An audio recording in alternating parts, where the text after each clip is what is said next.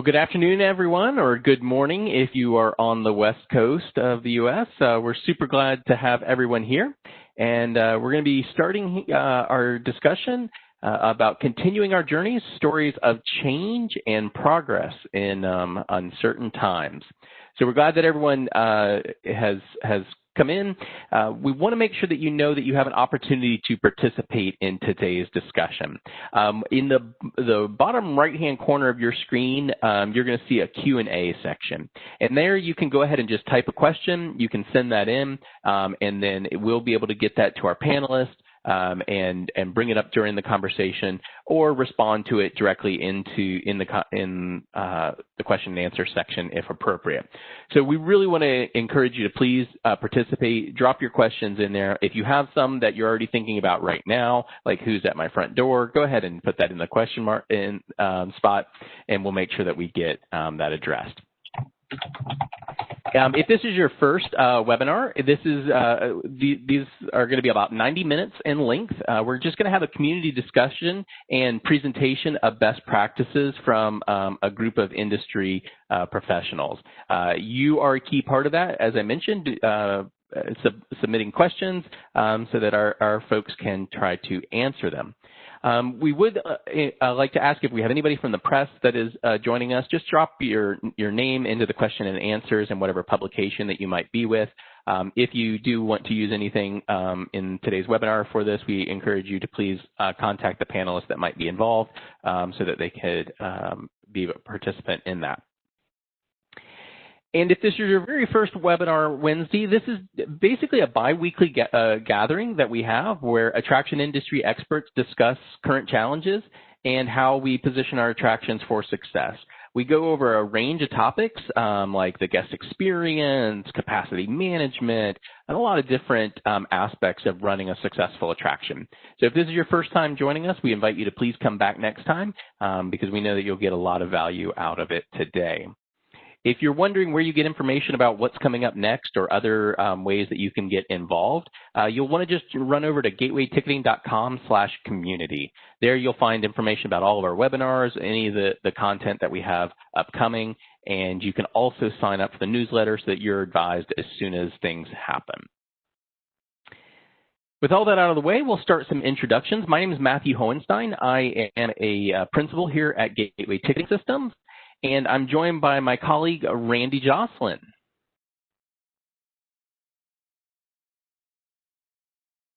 Who could not get to the mute button fast enough today. Sorry about that. I believe there's a hotkey, but as I'm running the slides, sometimes I can't get around so fast.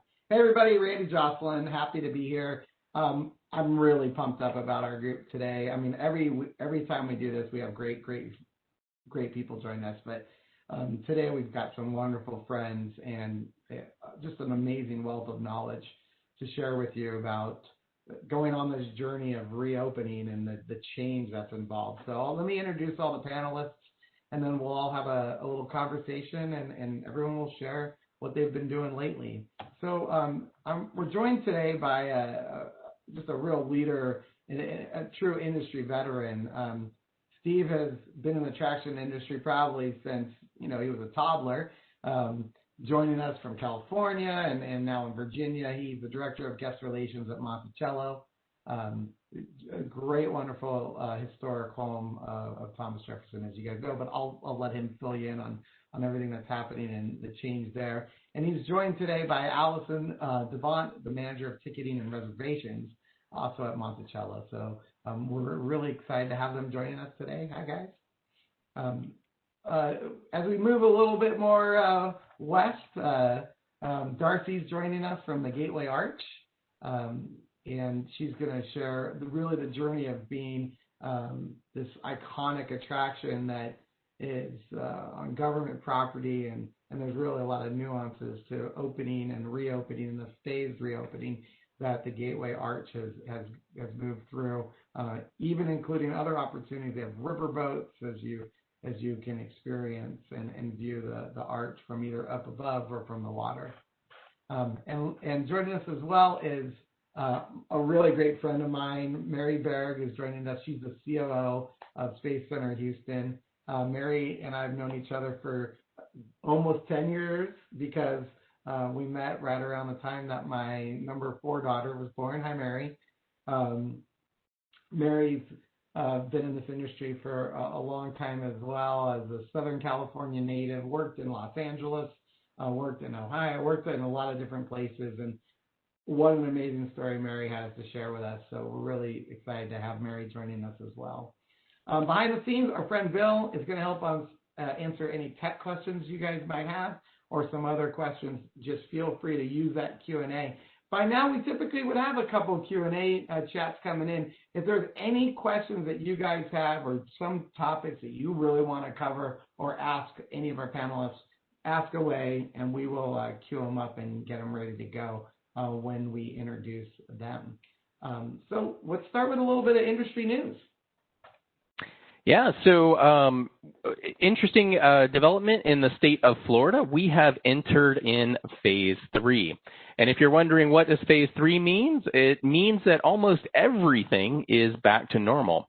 So specifically when we look at like large venues like movie theaters, concert halls, playhouses, those venues should reopen fully, and then just have some very limited social distancing protocols. And the exact same thing for our theme parks. They can return to normal operation, really not needing to worry about capacity management, but just kind of maintaining some limited social distancing protocols.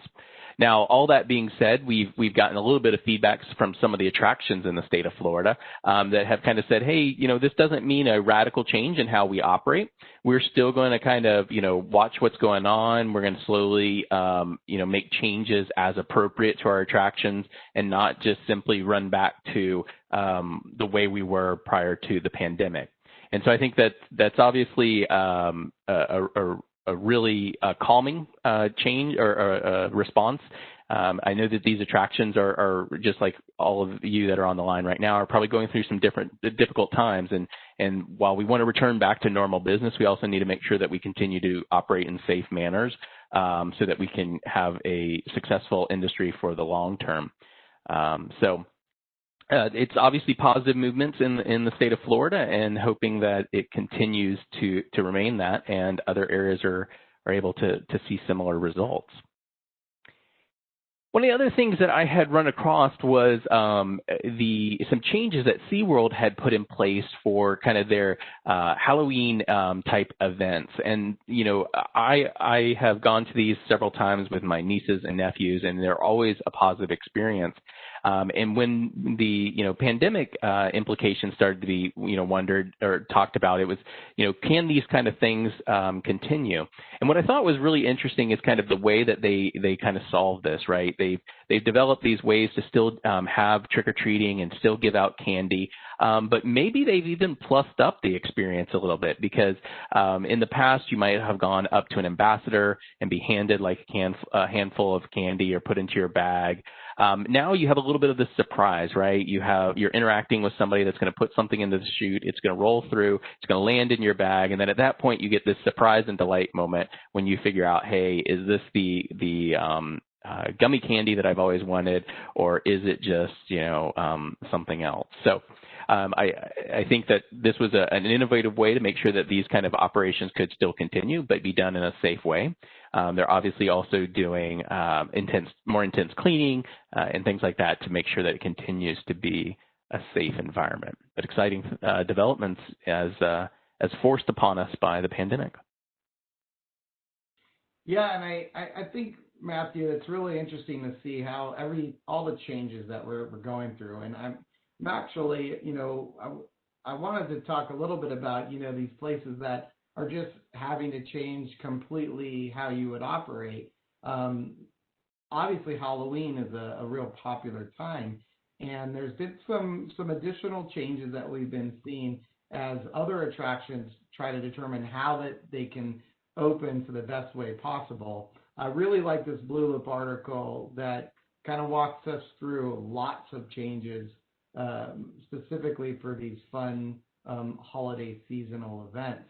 I like what's happening at Europa Park. They're trying to take advantage of the holiday season by putting all their eggs in one basket. And when you have, Halloween and Christmas, what do? Well, you come up with Hallowinter, right? And so they really just said, we're going to merge these two experiences together to capitalize on that increased time in the operational shift.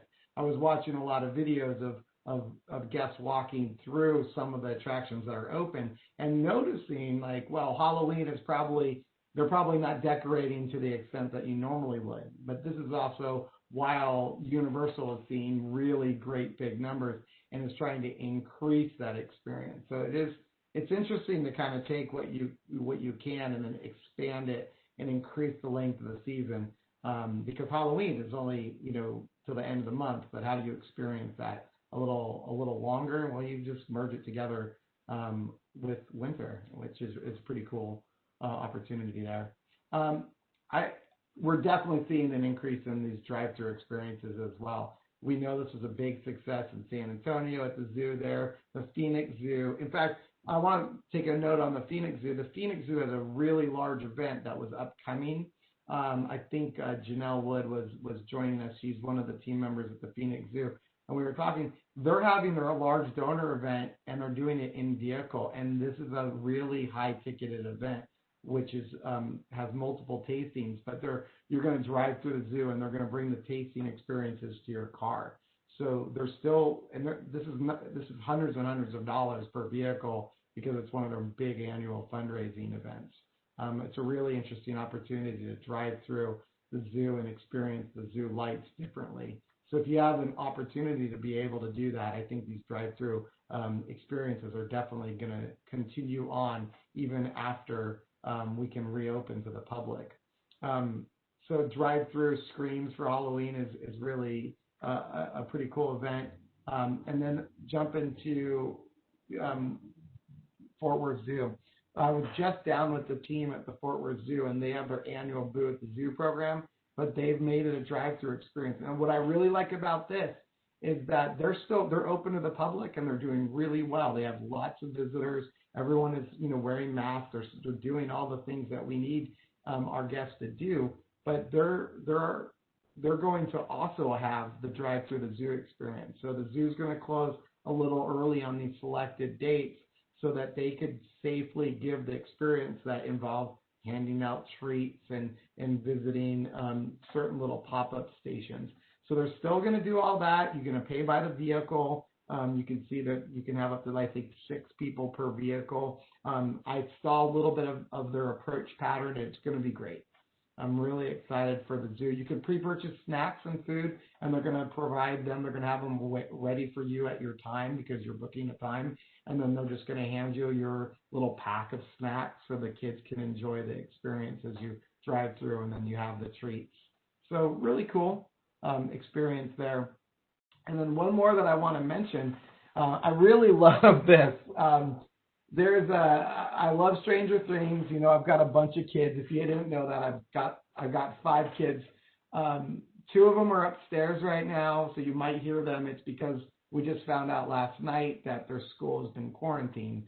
So this idea of change and reaction is happening all the time. And you can see this is a good example of something completely different. I really love this. Stranger Things and Universal had a partnership, and I believe they had some mazes and experiences, and those weren't able to be done. So I'm not sure if this is repurposing any of that experience that was intended to be a walkthrough. It's not a partnership with Universal that I know of, but they do have the drive-into experience, and this is in Los Angeles. I'm bringing this up for a couple reasons. Number one, this is something that they can do wherever they're doing it. I don't know if it's at a studio or where they're building these sets, but I also love the wording drive into. They're selling this in packages of 2 up to 5, but it's a minimum of 2 people in the vehicle. And you can get your tickets online, but this is sold out until February 3rd. I just started hearing about this recently. It sold out very quickly. What I really like about this is you should definitely visit the website because they're offering the regular experience and the VIP experience. the VIP experience is sold out completely. And it's about a $70 or $80 increase on the standard experience. We heard this a couple weeks ago with our team on this webinar, this concept of revenge spending, that when people get an opportunity to visit, they're going to visit and they want the best experience possible. So this is really an opportunity for all of us to look and increase our profitability. We know we need to try to generate more revenue, but people are wanting that great experience. So Matthew, I mean, I would buy this in a second. In fact, I was trying to buy it, which is why I found out that the VIP experience is sold out completely through the end of February. You can't even get tickets. It comes with a mystery box of swag, a dedicated team to get you in the fast track, some snacks and a drink. And I think it's like $70 or $80 more for the VIP experience. So, $300 to take the kids through this drive-into experience is probably money well spent if you're clamoring for a great experience. So I just thought I would share a little bit about a couple cool things that I think are happening in our industry right now. Yeah, that's great. I think there is a lot of pent-up demand, and I think that, in the few options that we have available to us, that demand kind of is it's showing itself. Right now, for me, it's showing itself in what food I'm buying and things like that I'm going a little bit over the top. But I can certainly see at attractions being able to plus up your experience to kind of reward yourself for making it through this time. Well, thank you, Randy. I think with that, we're going to get into the discussion with all of our panelists. So we've got 3 great attractions, as we talked about earlier, the Monticello, the Gateway Arch, and the Space Center Houston. All 3 of these attractions are now open and operating, and each of them have learned different things through that process, things that went well, things that they needed to tweak. And so we're really glad that they're going to be able to share some of their thoughts with us. And I think, Steve, if you don't mind, we'll start with you over at Monticello. And one of the things I had noticed whenever I first was kind of going through your website was how from the very first page I saw, you started to set expectations of what my visit was going to be like. And that was that large image there on the left-hand side. One is I'm going to be in this idyllic setting. 2, I'm going to wear a mask because that's what we need to do during this time. And I can have a great family fun time. And I was wondering if you could help us understand maybe how some of that came to life and how you reacted in getting your attraction back up and open after the closure. Sure. Thanks a lot. Thank you for having us. And I want to say we've Allison and I have been on a lot of these webinars from the very beginning, and I mean, I tell you, it was such an amazing and integral part of our planning for reopening, learning from everybody and finding out lessons learned and seeing it while we were closed, places like in China and Asia, other Asia areas, and other attractions were opening, and we can certainly had no problem stealing good ideas for our opening, so appreciate that. We closed March 16th, like a lot of places, and we reopened on June 13th. So in the meantime, probably the biggest thing that we had to, as we saw how people were reacting and survey results and things, that we had to change our offerings completely. That for 70 years we've been operating as a historic house tour, talking about Thomas Jefferson, his legacy, what Monticello meant to him, and the grounds, and topics such as slavery, and we had guided tours in the house, a group of people led by a tour guide, and that was not going to work under these conditions. So there were 2 things. One is to change up our offerings. And the second part was how are we going to communicate this when when people have people come visit here as a kid with a school group or with their family, and we get people, oh, I remember when I used to drive up and park right next to the house. How can you guys change that and all this stuff? So people remember that, and they had their expectations. So we were really concerned about both how we would do this under these conditions, but also how to communicate that we were open, and it was still a great experience despite the changes. So we formed a task force to begin looking at these things, and kudos to our tour department, who really thought hard about how to operate the tour and interpret these grounds in Jefferson and Monticello to people. We start off by looking at ticketing. Some of the early webinars we were talking about how aquariums and attractions had to switch to time ticketing to have capacity limits. We were a little lucky in that we had always done that, or at least for, Allison, how long? Years, 20 years, something like that.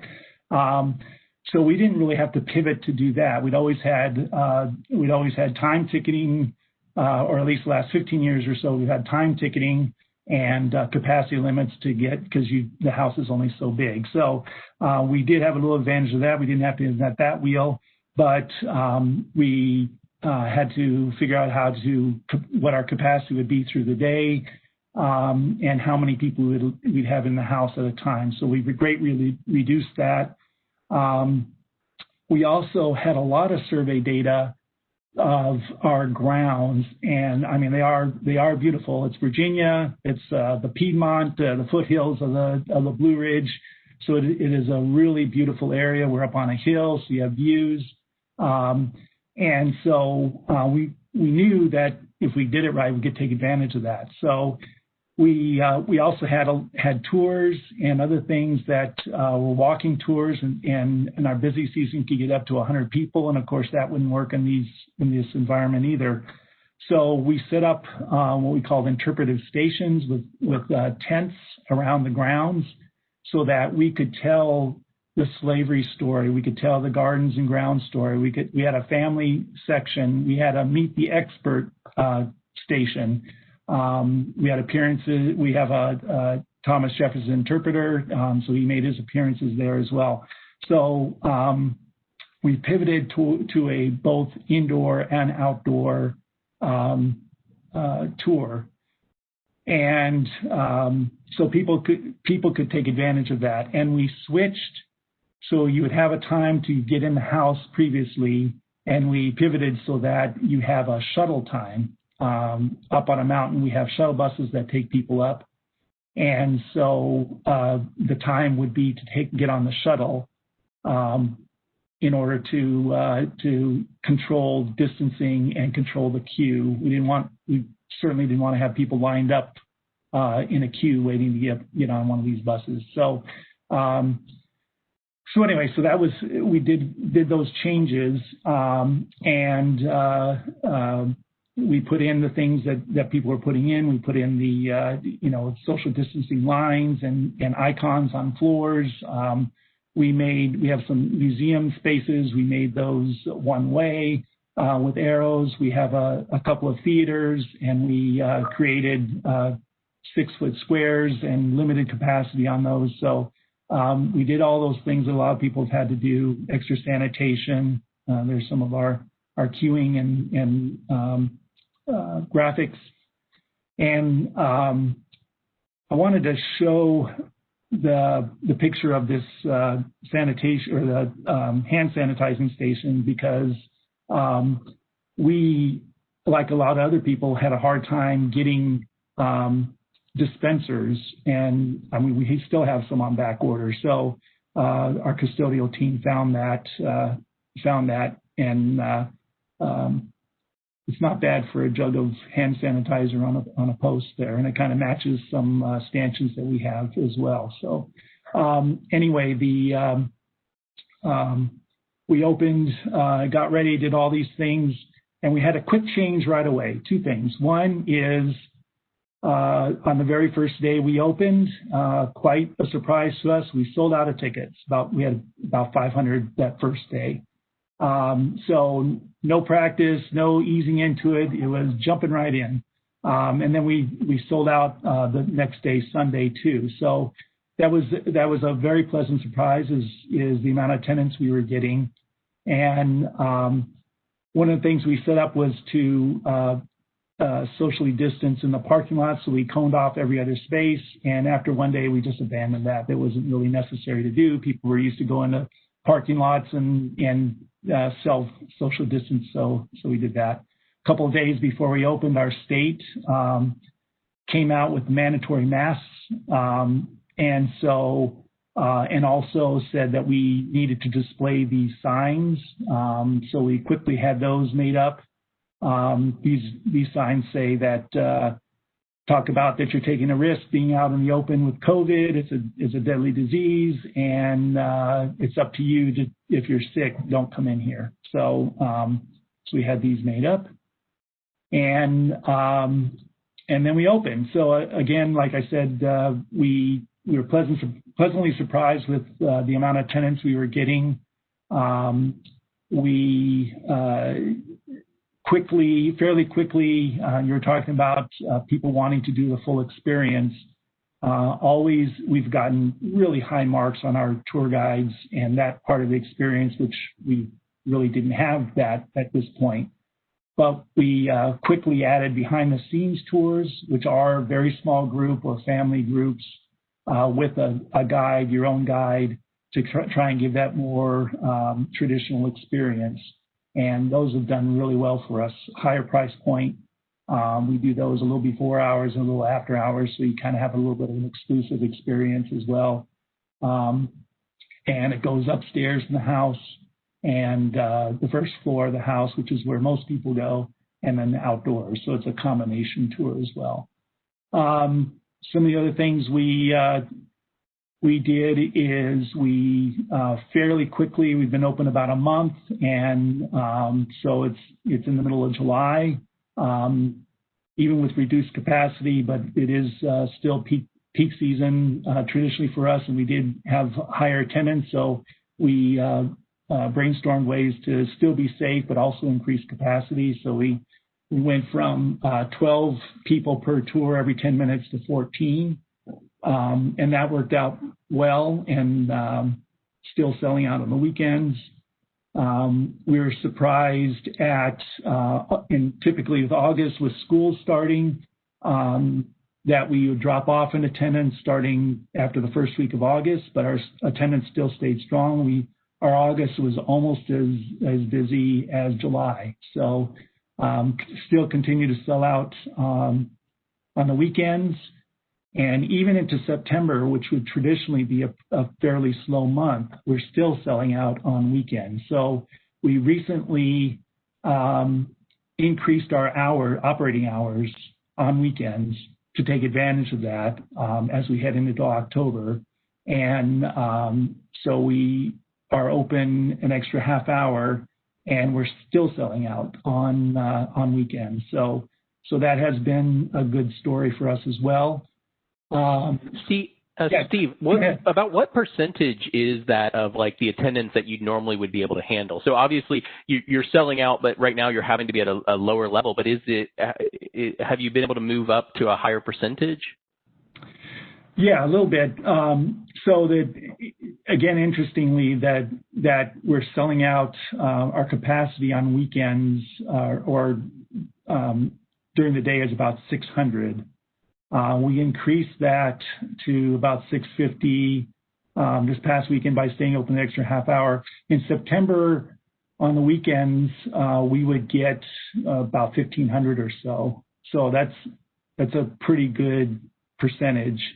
In July, typically on a weekday, it'd be 1,800, and a weekend would be 2,500, 2,600, 2,700. So the percentage there was a little smaller, but got it. But yeah, like I said, it's been good from that point of view of our attendance level. Still capacity limited, and we do know in our area that visitation is down just from hotel rates and things like that. And at this time of year, University of Virginia would be coming into session. There'd be a lot of students and their families coming in, football games where we'd have extra attendance, and none of that is really happening in this area right now. So, so it's a little difficult to see, to know how much more attendance we'd actually get. We may be where we would normally be anyway. That's great. Just because of that. And Steve, it is interesting because we're talking about this, the journey that we're on, and you have this journey of like the shifting demographics, which is really interesting because there's a lot we can think into this, like, maybe seniors are less likely to visit right now for comfortability, but then there's this other shift of like families are looking for different opportunities, and maybe those families that are going to school virtually are looking to see living and breathing history. They can just go there. Right. I'm having Bill D'Angelo is mentioning to me, and we're having this Q&A chat going back forth because, like, Hamilton. I can't even go an hour without having my kids belt out a Hamilton song, and they would love to visit and see, the experience there. Yeah, it's interesting. So Hamilton was shown in Washington, D.C. a couple of years ago. And we did have a Hamilton tour that we did to try and take advantage of the excitement of Hamilton being close by like that. And one of the things I wanted to mention too is when we were closed, we pivoted pretty quickly to having live virtual tours, and those were really popular while we were closed. And we experimented with different times of day and different days of the week and things like that. So we have continued those. They're not as popular now that we're reopened, but there are some guests who are joining us for those as well. And then one of the other things we've been doing are some sessions on Facebook Live and those types of things where we would do programming pretty extensively, live programming where people come and visit and see about different topics about history or about the founding fathers and things like that. We've had various topics, but we did have a Hamilton interpreter along with our Jefferson interpreter, and they kind of duked it out a little bit and talked about their differences and their similarities and the founding of the country, and that was one of our most popular virtual events we've had. But we try and do that about once a week. We have some topic that we do virtually, so keep people engaged and look to someday visit us. That's great. Hey, Steve, Marjorie from Washington State Ferries, I believe, had a question. On one of the slides, it noted that from a survey standpoint, your zip codes are kind of indicating that the top 5 states are staying the same. But are you seeing any movement in that? Is it a higher local amount, even though it's still the same kind of states? It's just more heavily weighted maybe now to one state than another? That hasn't really changed. Those haven't changed too much. The Virginia area and this Atlantic Coast area, Maryland, North Carolina, our neighboring states, D.C., and Pennsylvania are still in our top 5. So that really, I was a little surprised by that, because if you go through the parking lot and you see. It seemed to me we saw a lot of Florida plates and things like that, but and Florida is one of our top 10, but it didn't really move too much. So I will say too that before we opened, we really thought that there was going to be a much larger local percentage that was initially going to visit us. So we were very surprised by the numbers that came from out of state, just in general. Definitely. Yeah. But to get back to the demographics, I think you're right. I mean, we did. Previously, our demographics had stayed fairly steady, and I think we were quite quite the same as a lot of other historic houses in that older demographic, more well-educated, higher income levels, and we did see, like you said, we had the older level of guests. That top level has dropped pretty heavily, and then some of the younger levels, and then couples traveling alone, which is kind of that same cohort, dropped, but families went up. So it's and this is compared to last year, so it's apples to apples as far as, typically we'd have more families in the summer anyway. Hey, I'm going to jump on something that you also said, and then we'll probably shift gears and talk to Darcy for a little bit, and then we'll circle back, because I really want to talk about your retail members, and I want to talk about food and beverage, but we'll come back around to you there. But you guys mentioned a lot of the virtual programming, and I'm noticing we have some of our friends from the Ronald Reagan library on, and, they're in California, and it's a great place to visit. I visited there before. It's just beautiful. It's a great place, but, they've moved all of their programming to virtual. And I'm glad you guys were kind of talking about that shift, because I was recently on a conversation with Mount Cuba Center, another garden and a historic piece of property, and they're doing their online classes and seeing really good success with them. One of the things that's interesting that I heard from there was that, just like you said, Steve, they had the virtual offerings and then they opened, but they've continued to keep the virtual offerings because they're still having great attendance. And that's really opening up a new sales channel, a new offering that we as institutions and attractions can say, hey, you don't just have, you can visit us and we'd love to have you, but we can extend our hours virtually. We talked about this a couple of weeks ago when Matthew mentioned that he went to an escape game. You can do a virtual escape game 24 hours a day. You don't physically go to the location. So it's an interesting opportunity there to expand our offerings into the virtual space, and it's really had been an untapped market for the attraction industry. And to continue on that point, the key is and to survive is how do you get revenue out of that in order to and that's that certainly is the challenge is to figure that part out too. Yeah, and what we've been hearing is let's talk just ticketing and membership for a second.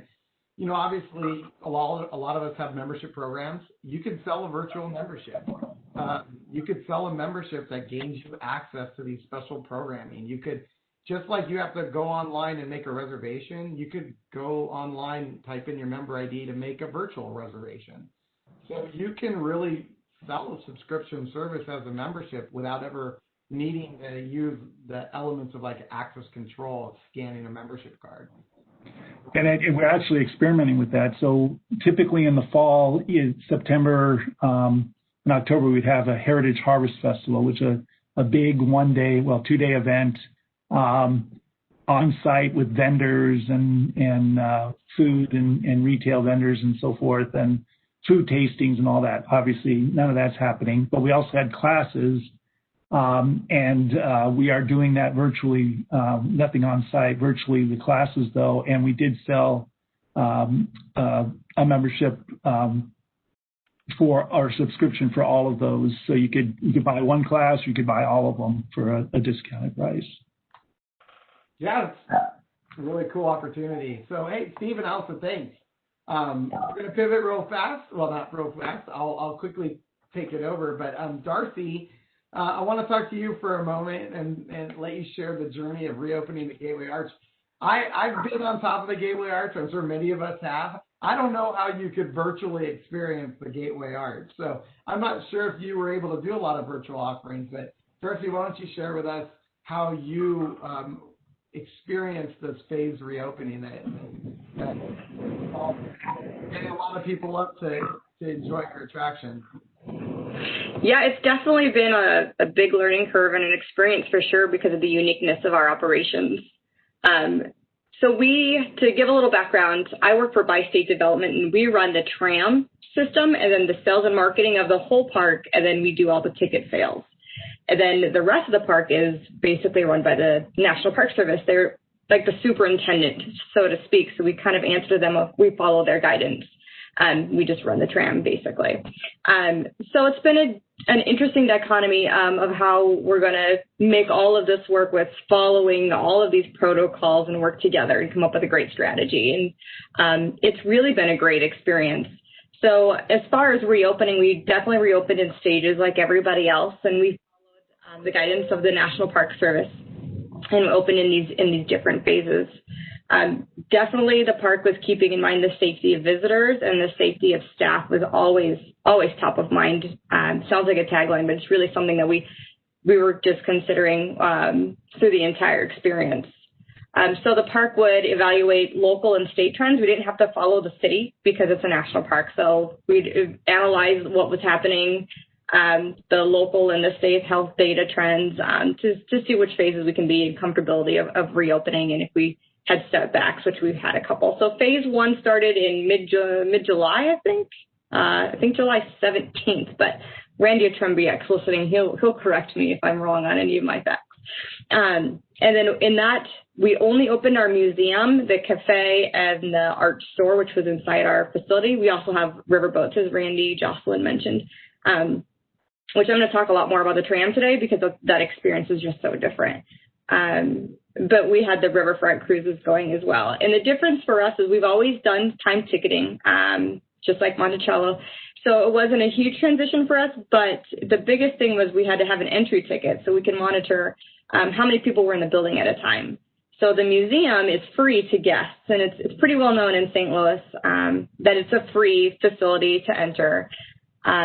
So we had to have a time ticket. And it is a free ticket, so we had to reconfigure how we're doing convenience fees because we don't want to charge that for certain tickets. So the learning curve there. But trying to figure out how to communicate to guests that you have to get a ticket, and especially when they're walking up. So we had QR codes and big signs and monitors as they're walking in, so they could just scan it with their phone and get a quick ticket. We had some capacity on there, restrictions, of course, which is why we had time tickets.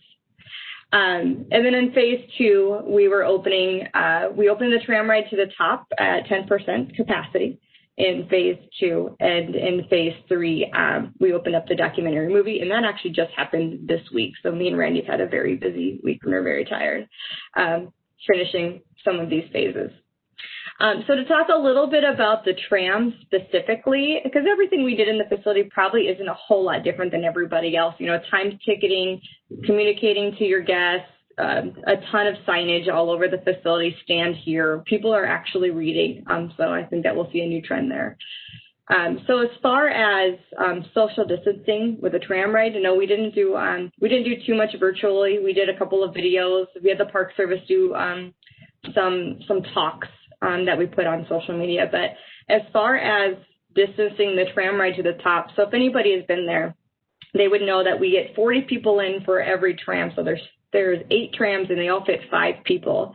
And Randy, if you switch to the next slide, there's actually a photo of the tram, so you can kind of see where we're looking in the top right-hand corner. So you can see it's like a little egg, and you can fit 5 people in there, and they're literally touching knee to knee when you're all in there together.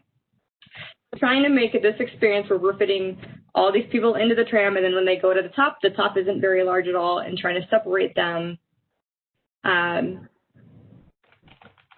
then on the way back down. So how we were able to do this is we definitely had to change capacity. So we went down to about a 25% capacity. So we're taking 10 people up every tram ride rather than 40. And we're putting together in families.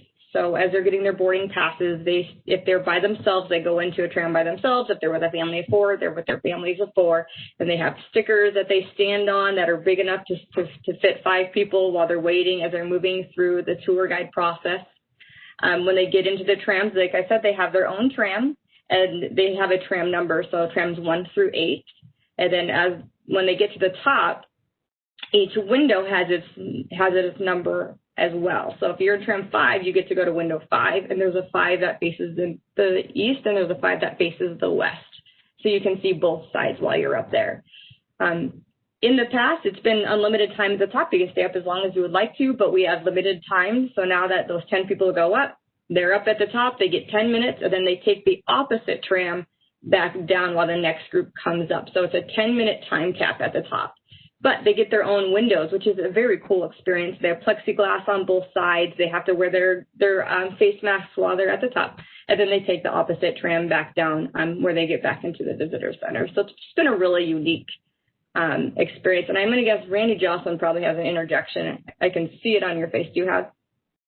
I've been trying to do, behind the scenes, what I've been trying to do is we were going to put a poll up.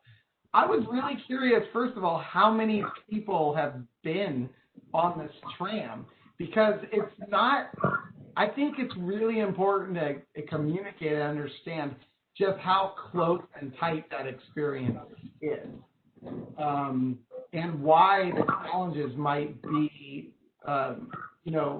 very difficult to try to get.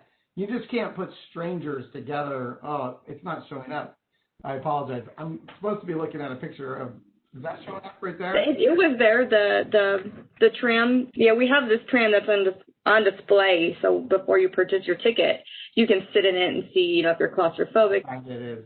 Yeah, it is a quite small experience, and I think getting folks to understand, that it's a really intimate. But I remember visiting and knowing that it was difficult to get a window spot, to get one of these coveted windows. You kind of had to wait around. And so really having this one tram up, one tram down, and the social distancing up there is really great.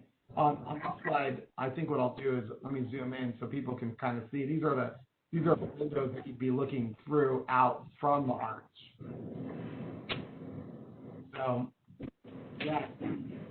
Yeah, and it is hard to find that window space. And the windows are only 7 by 27 inches, I believe, each window. And it's designed that way because it withstands the pressure of the legs coming together. If it was any bigger, it wouldn't be able to withstand that pressure. So the windows are kind of small. And yeah, Randy, when you were there, it wasn't even a particularly crazy busy day. And it was kind of busy, but now in the midsummer, getting up there and finding that space can be a challenge, and it's a lot of people in that one area, not a lot of great circulation. So making people feel safe has been a huge priority to us. If you want to go to the next slide, I would like to chat about kind of how we were listening to our guests during this experience. So we really utilized some of our insights to see what guests are saying, to see if they feel comfortable, to make sure staff is feeling comfortable. What can we change? Our website, the way that we even displayed our COVID messaging, probably changed 5 times. We just kept evaluating, talking. I was looking into Google Analytics to see if people were going to the correct pages, if they were finding their way. We used to have this really beautiful drone footage of the arch that went over the top at night that displayed on our front page, and we took it off because we thought that the information for COVID was far more important and people weren't getting to it. We changed the color of the COVID button. We changed the COVID button to being over the top of the fold on the website. So using Google Analytics was really important to us to see that people were going to where they needed to go. And then we were looking into our reviews to see what people were saying. We've been sending surveys out through our CRM. So we've surveyed everybody that has had a tram ride to the top since September 1st when we opened our tram until today. They've received a survey. We've had a handful, I think, I'd have to ask Randy or Trimbiak. I think maybe 300 have taken the survey. And we're scoring really, really well. Had to have minimal changes to our operations because I think it was planned out really well by Randy and his team. I was really impressed with that. And then another really insightful thing is TATVAM. So TATVAM is it's a reporting tool that pulls in all of the reviews from the top review sites. So it'd be like Google, TripAdvisor, Yelp, Facebook, and it pulls them all into one platform so we can analyze what people are saying about us in real time. And we can say, I'm sorry, it's not real time. I believe it's 24 hours in advance. But we can pop out keywords. So the screen you're looking at right now This isn't my favorite screen, but I thought it was the easiest that you could blow up and really see what we're looking at. But on the left-hand side, that pie chart, this is how many reviews were coming in with those keywords on it. So you can see coronavirus was a huge keyword that was used when people were reviewing us. So basically, it pull all the sentiments from all the Google reviews, all the TripAdvisor reviews, so that we can see people are saying, okay, about coronavirus, what are they saying? Are they saying positive things? Are they saying negative things? Do they feel safe? Do they feel like they can follow the directions? Was messaging good? Were the maps good? So we can kind of see what people are saying there, and really pleasantly surprised with the reviews we've gotten. This is a tool that we've used in the past a lot as well, as far as it tells you what the top enablers that people are saying and the top detractors. So these tools all together, so our TATVAM Insights, our Google Analytics, looking into some of these views, the surveys, we use all of this information to go to the National Park Service and let them know what people are saying, that we are more comfortable and we can up capacity, or to be able to add on the movie this week, we went to them with all of the data that said people are safe, people feel safe, and we were able to open up a little bit more. So we can use those insights to really discuss moving forward in our operations, and we can use it to our benefit if we want to do something about parking. It's a good, strong argument for operations. And then lastly, the biggest thing I think for coronavirus is talking about the takeaways. So we've all been, I think it's just normal that people get set in their ways. We've always done it like this. This always works. If you have a new idea, it takes a while sometimes to get it passed, But right now we're all forced to tear apart our operations and put them back together in a different manner. And I think it's a great way for us to look back and see like what people are going to want in the future, how people are going to spend their time, and how they're going to spend their money moving forward. Some of these experiences, we're learning, like Randy Jocelyn was just saying, that people love the shorter time at the top where they can actually look out their own window.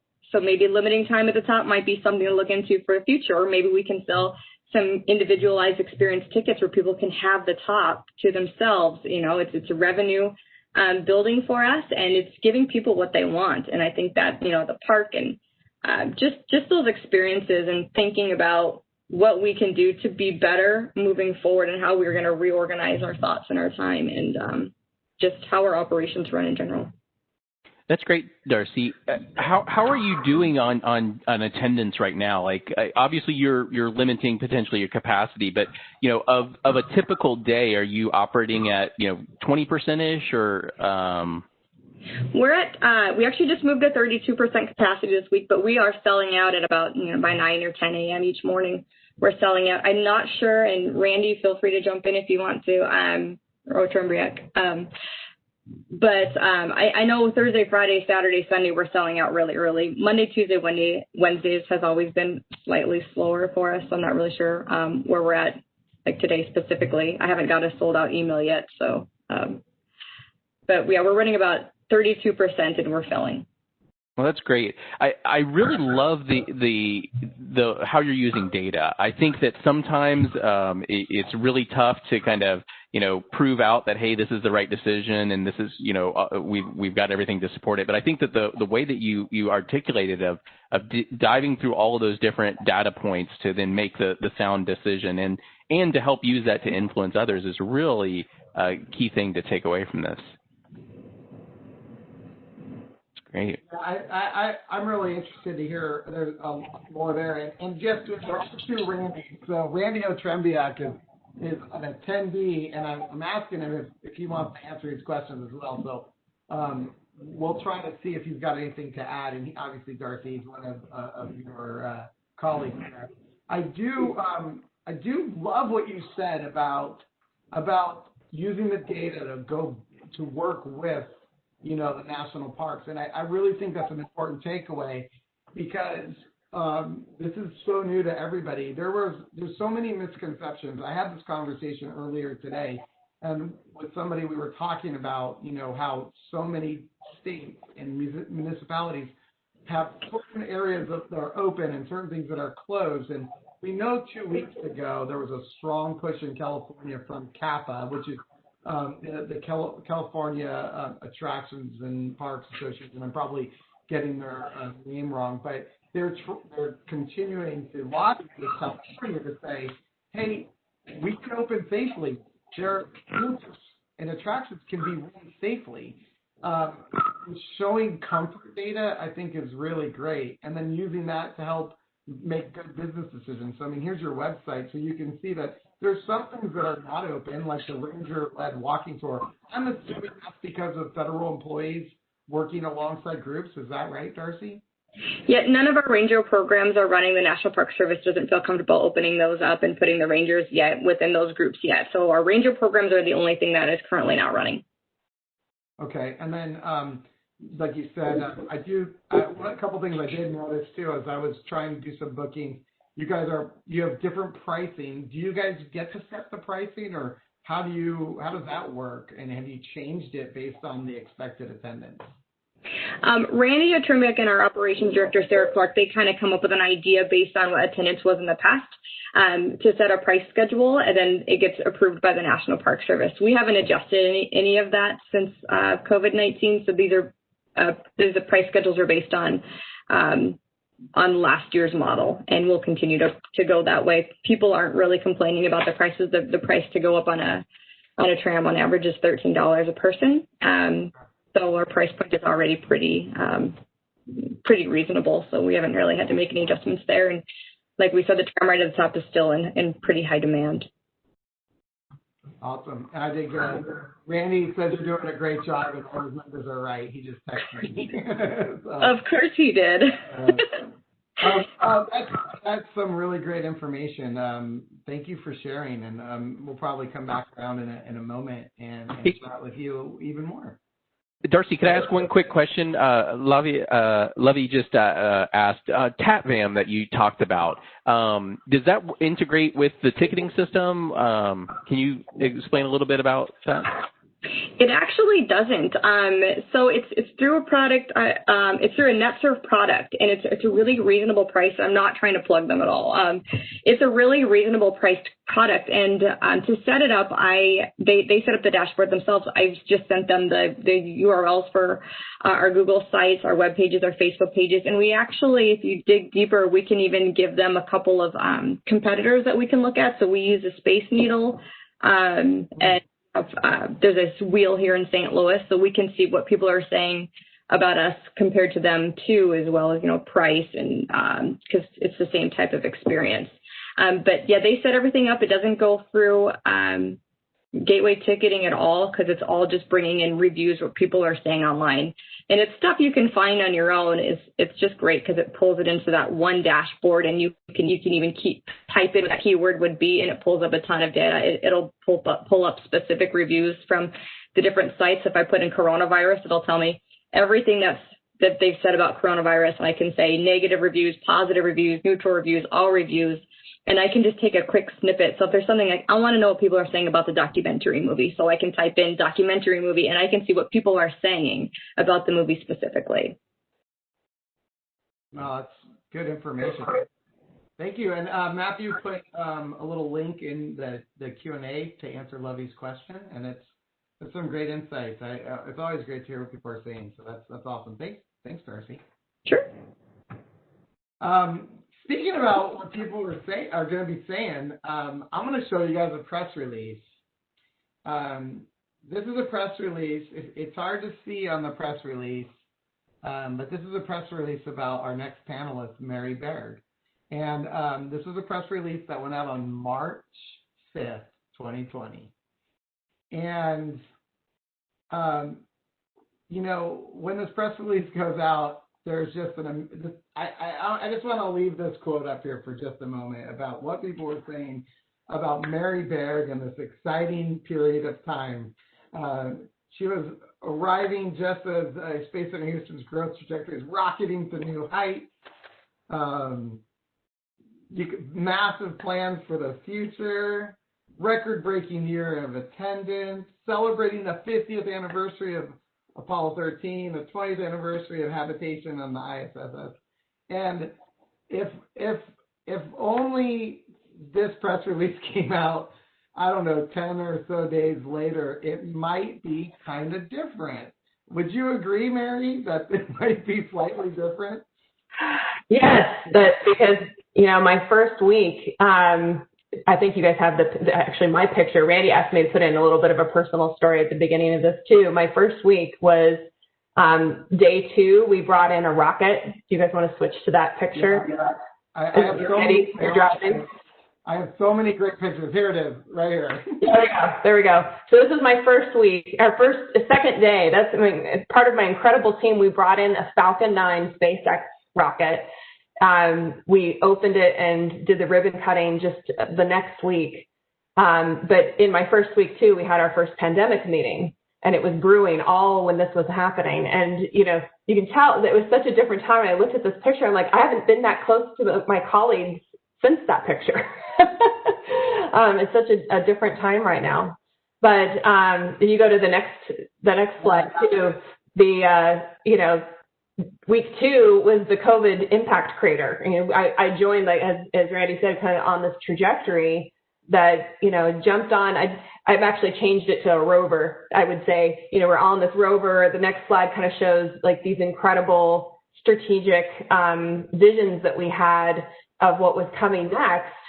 And COVID just really kind of changed the entire landscape. But as we were planning and really quickly got our Tiger teams together, the thing that we kept saying was that our map has changed, but where we're headed has not changed. The strategic plan on the left, you'll see those were the strategic plan pillars, as we called them, and we quickly redid what our goals were by each of those pillars and used that as our map and our compass as the dust was still settling and as new craters were coming in, being formed.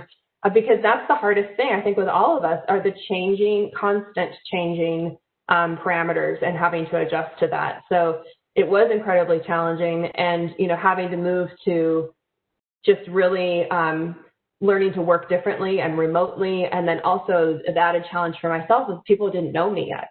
So that was an added layer for sure. And Mary, I want to take a moment because I kind of jumped right out to kind of tell that story that is really your amazing story. And I do want to take a moment to back up just for a second. Like, I mean, you were coming in, and I want to reset this for a moment because I also want to talk about your bright spots too. But yeah, you were navigating this new terrain almost instantly, and during this entire period, you were meeting new people, doing these awesome things, but I wanted to make sure that you had an opportunity to talk about these bright spots as well. Yes, you asked me to put the personal note in here too. So, it literally, I had just moved a week before I started work, and my son, who shares homes, and it's a much longer story, but he was in Boston. He goes to school in Boston with his dad, and the normal routine was traveling back and forth. So these calls saved me, right? And this is him, doing trumpet practice.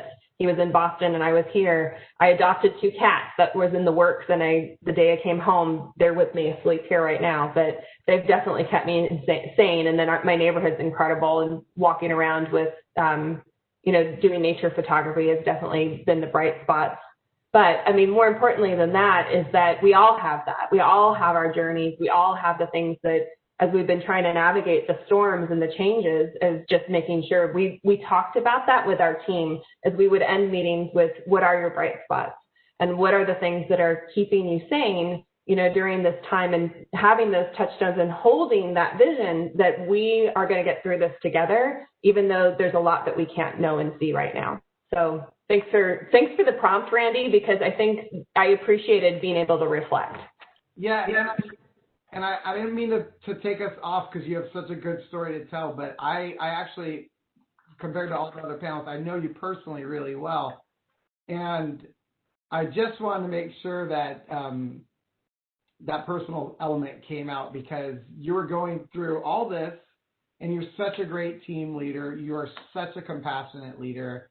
You're so energetic, and you really thrive on the gathering of folks. And I really wanted to recognize that doing this differently would require that those bright spots to be strong and prevalent in your life to help anchor you while you were doing something so tremendously different in a new area. So I didn't want to take us off the roadmap, but I'll jump back to that roadmap. Thank you. Slide. I want to make a moment to chat about that. So yeah, we can actually, this is just to anchor us in. This is what we were using as a map. But if you want to skip ahead to some of the changes that we made, I think that's what will interest the panel. But thank you for pulling that out. I think we all have that journey. Our big priority, like many of my other fellow panelists, was saying, how do we, as we're reorienting and thinking about reopening, a huge conversation was not only do we absolutely know it has to be safe, has to be functional, we have to have that button down because we know with data that that's what's going to make people feel comfortable in coming back. And we were watching that in industry trends with Know Your Own Bone, that incredible with Colleen Dillenschneider and other places.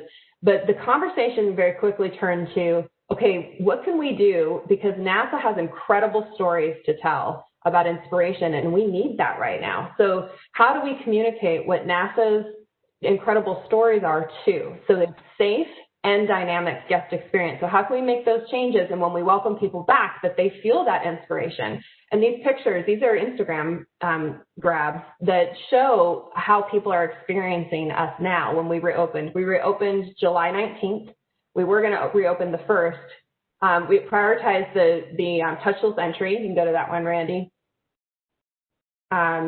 With the ski data turnstiles, those were in the works, and there's an incredible team that I know many of them are tuned in right now that worked really hard with Gateway to get these rolling and the ticket types all scanning.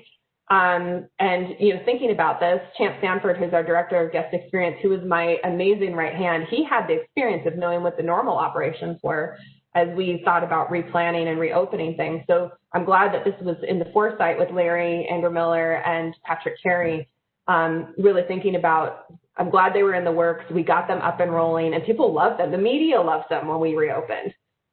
So we were really grateful. We had this new touchless turnstiles. You can go to the next slide. We also did all of it rethinking and doing one-way entry into our galleries with all the right social distancing. I love the moon boots that our marketing team came up with. You can flip through these kind of quickly. Yeah, no, I love it too. I want to zoom in on them. I think your one-way pathways are also great. One-way pathways, yeah. And then these are the one-way pathways was another way when we get to it. Something that we really, how do we make lemonade out of this, right?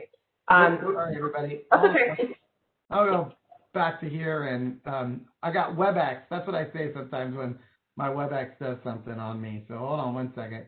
You keep talking. I'll get the slide working.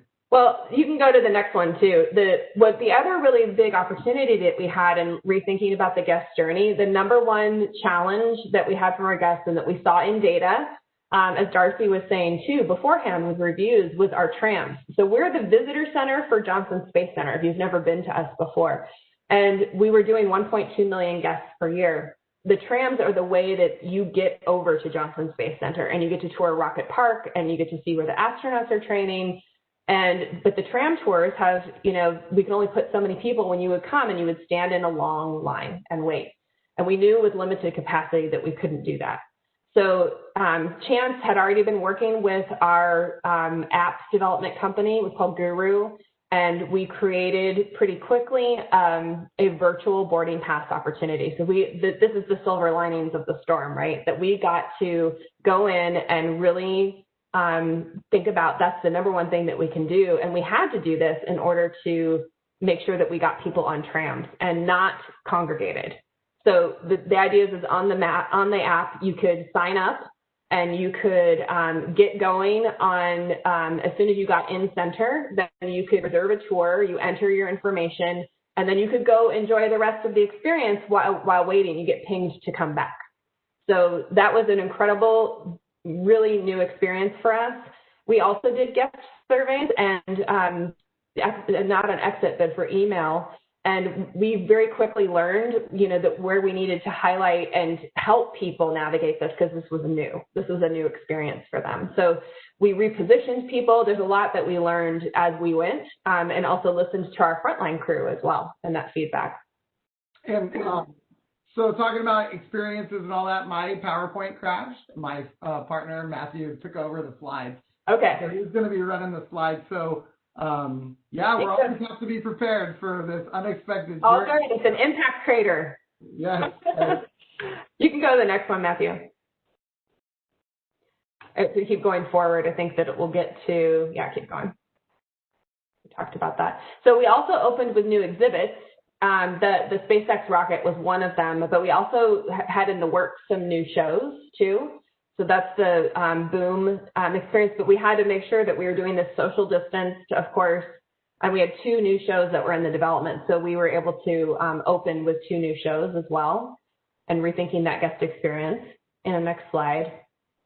We also got a really incredible opportunity. If you've seen the movie The Martian, this is what, when he's driving across and he's stuck and he's by himself, this is the inspiration from that in the movie. So this is a real space exploration vehicle that they use and take out and are testing for the lunar surface and the Mars surface. Really incredible. So we got that right at the beginning. We had put together, you can go to the next slide, we put together also, this was in the works to do, is celebrating the 50th anniversary of Apollo 13. They didn't get their celebration in person. They were, slighted again because we were closed, but we had this exhibit that we were able to reopen, as well as created another exhibit on the next slide. We called it Mission Control to Spread. And where this came from is combining what NASA had been doing, each NASA center had been doing in innovation and innovating to help for COVID-19. So ventilators, 3D printed necklaces by Jet Propulsion Laboratory that made them available for everybody, remind you not to touch your face. Breathing helmets were developed up at NASA Ames near San Francisco. So we highlighted what NASA was doing, like I was saying earlier, what can you do with a crisis if you can innovate in a crisis?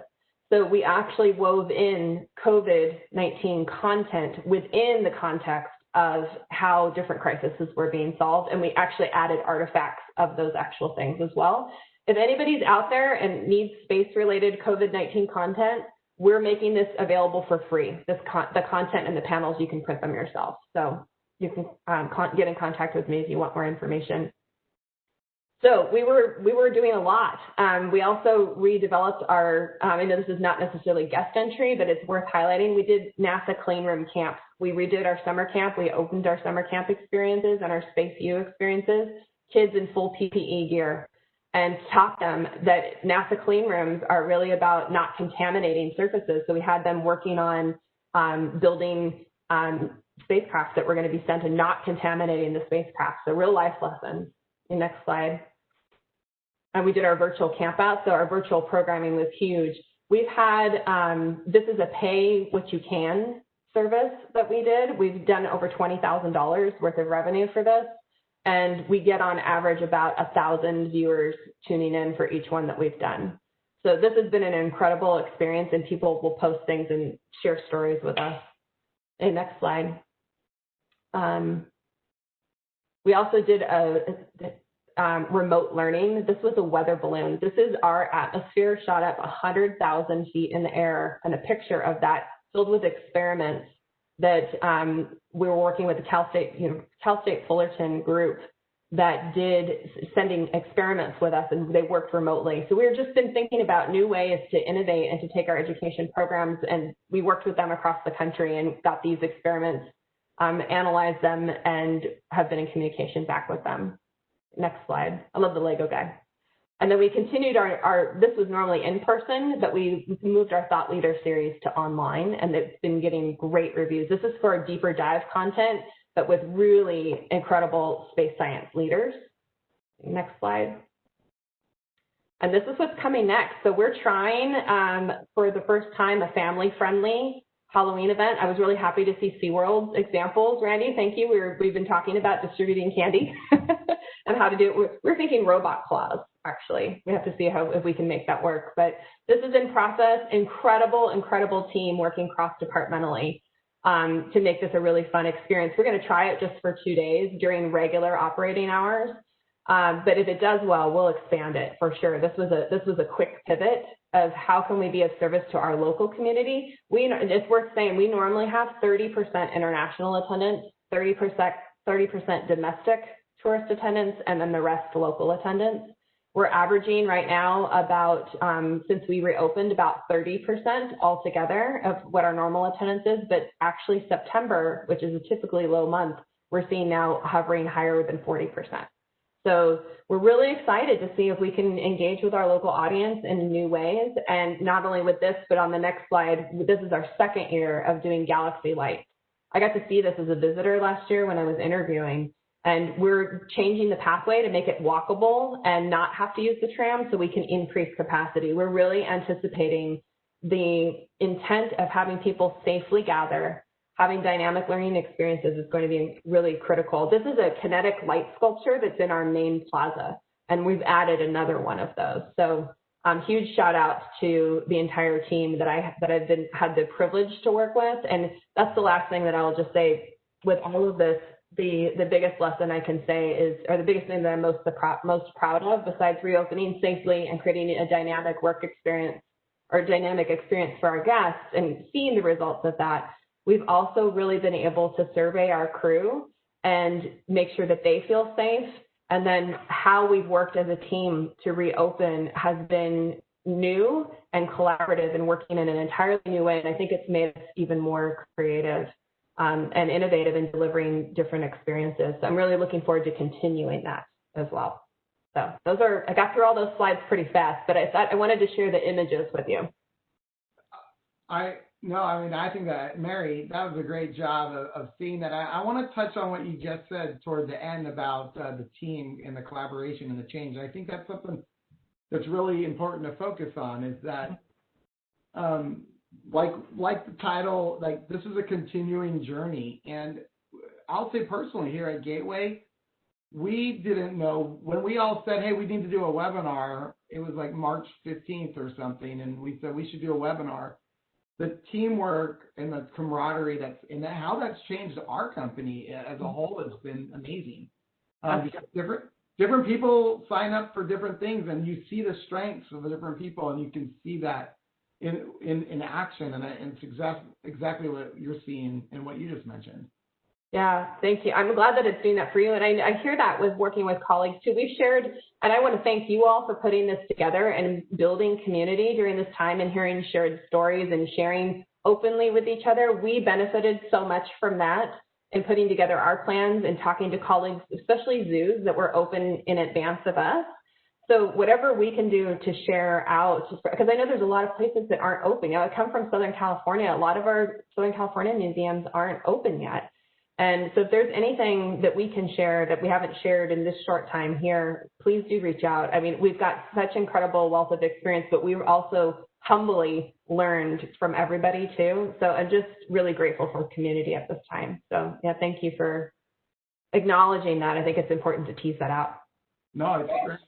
And one more thing about community that I also want to tie together is local community. It's something that every attraction needs to focus on now differently. 2 weeks ago, we had Michelle Israel from the San Diego Zoo joining us, and they're able to open because they're an outdoor, they're a zoo, and in San Diego they had even they've been open for a little longer than many locations in California.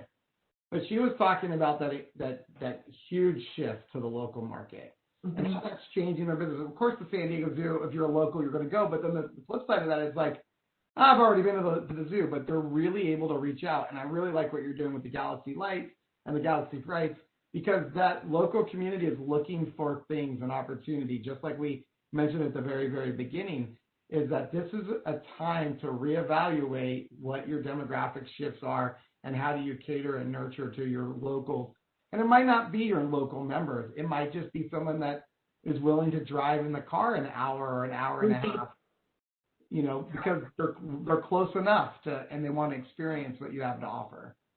Well, I agree. The local market is what's really exciting to think about how to activate. One of the things that, just as far as what's ahead for us, with Galaxy Frights and then with Galaxy Lights, we had just finished a master interpretive plan when I started, and also a master facilities plan that was part of those changes that were coming up. But now we're not waiting to build anything new. We're going to activate those principles in the master interpretive plan now.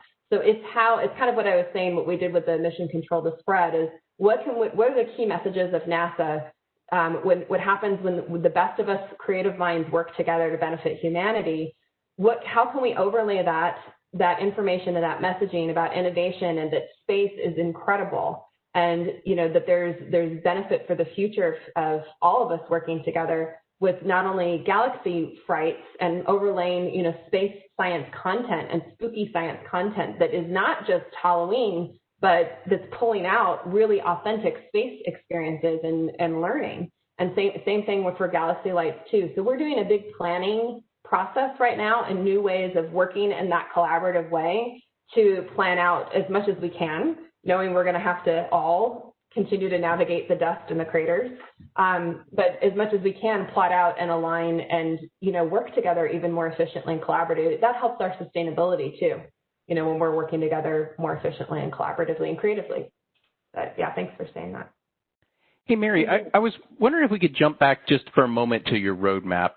This is one of the things I found really inspiring in I think your leadership, right, is you shared, on the left-hand side here, you had this plan. This is what we were going to do before the pandemic. And then the pandemic hit. And I would think that a leader like yourself probably had to struggle with some of the team that might have said, Mary, we have to throw that whole plan out. Like, the whole world is different. We can't do that. And I was wondering, how did you deal with that kind of a challenge and keep on focus? Well, I would like to say that this was so new. This slide was put together within, I think, 4 weeks of me being there. So it was definitely the executive leadership team conversation and us, having these dialogues together. Incredible leadership of William Harris, who the CEO he's been there for 4 years, and he had put in some incredible pillars in place. This strategic plan came from him. The facilities master plan came from him. He's so much of the reason why that I was coming. So that leadership there and the dialogue that was happening there was really incredible, and the executive leadership team too. So to do that so quickly, but I think it's just an acknowledgement of William's leadership as well, of building upon what he had been already putting in place and setting in place, and really setting the tone with all of us as well. But we did work on all these together, and this was something that we had lots of discussions about. Thanks, I appreciate that. So I've been personally to all your attractions, and I wanna bring something up across the board. I'll just ask, and maybe we'll start with you, Steve. Tell me about the revenue. How is on-site revenue looking? Because Monticello has a great gift shop, and you mentioned that you see the shift from 2 hours, 3 hours, up to 4 hours now, where people, once they're there, they're enjoying the space. Have you seen some big increases in your per capita revenues for retail and F&B? So per cap revenue for ticket sales is fairly similar to what it was pre-COVID. So that was a bright spot. On-site retail obviously is very attendance dependent. So, but the per cap is as strong as it's ever been. What really changed for us is online and catalog ordering, which has been a big part of our business. But online met their full year budget revenue last month, and a lot of that. So we have 2,500 acres, and we started. A part of our strategic plan was to take out one of the areas that was traditionally a farm, Tufton Farm, and grow food to put in and serve in our cafe. So some of those plans got derailed a little bit because our cafe is all grab and go and so forth. So we're not able to put some of that into place at this point. But growing plants, heirloom seeds, traditional descendants of seeds from Jefferson's time. He was an amazing horticulturist. So those and people stuck at home wanted those things to do. Gardens were big. I mean, I think we've all read about that. And catalog sales have been, and online sales retail has skyrocketed. And we thought it would kind of slow down after we reopened, but it has stayed really strong. And basically we're at the point of the year where we're starting to look at holiday sales, which have traditionally been very strong. So, it's shifted, and we've shifted resources to accommodate that. There you go. Those look great. Mary or Darcy, any on-site revenue additions that you want to mention? For us, it's still more complicated because we have another partner that runs our that runs our cafe, and a separate partner that runs the retail. We strictly just do the tram, so we don't have any extra revenue. The boats have done a couple of things, a couple of dock experiences that are filling up. So it's Rock the Dock. So we're having just bands come and perform on the dock, and we're selling tables. And then their reservation goes towards food and beverage. So just some fun stuff like that. That's cool. For us, our retail is doing really well, and the per cap is really strong. We actually, in the midst of all of this too, are in the middle of a food service RFP, so we don't have a food service provider on site at the moment. We're almost done with it. And our retail partner has also picked up doing visitor on-site food service grab and go for us during this time as well, which we were really grateful to have that convenience because we're such a big facility. We don't have a lot of places super nearby for people to go to.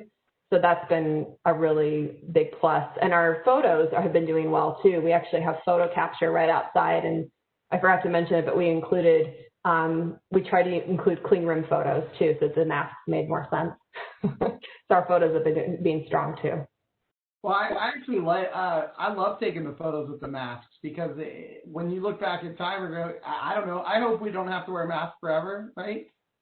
But it's part of the experience, and we have totally different types of masks. I think it's fine. Like my kids were like, hey, we're going to take a picture with the mask. My wife and I celebrated our 20th anniversary, and we took a picture of us kissing with the masks in front of the restaurant we went to, and it was the best picture of the night because it commemorates where we were.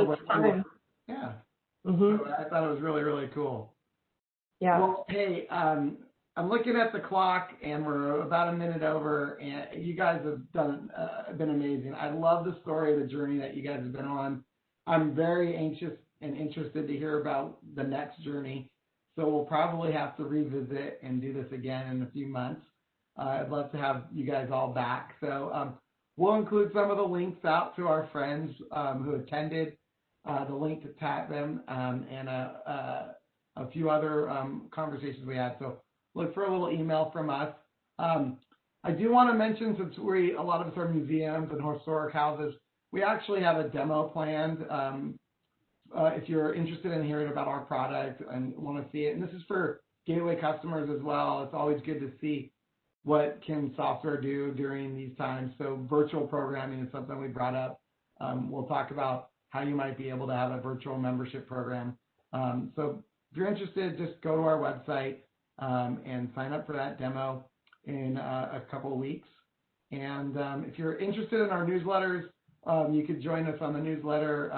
Just go to marketing@gatewayticketing.com or visit gatewayticketing.com/community. If you have any questions for us or any of the folks here, just reach out and we'll all connect the dots. Thank you guys all for joining. I appreciate it. Mary, thank you for the offer to get some of that collateral that you guys have built. That looks really cool. I might have to take you guys up on some of that. It looks really awesome. So anyway, thank you guys for joining us today, and we will see you in a couple of weeks on our next webinar. Have a great day, everyone. Bye-bye.